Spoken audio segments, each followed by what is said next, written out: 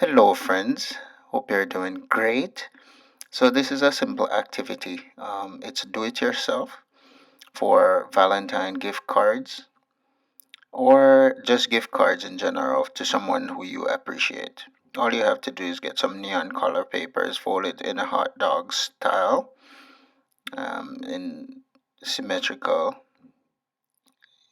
All right, so you bend the paper, then you start cutting somewhat like a comma shape at the same spot where you folded the paper, where it creates an impression of a line. It's a line of symmetry because it divides the paper into equal halves.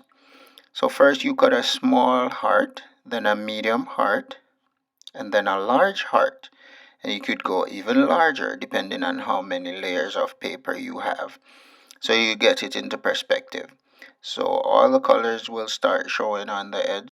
Both negative and positive space can be used to create your design. The negative space is the section that is empty after you cut out, and the positive space is the cut out pieces. So you can stick them together.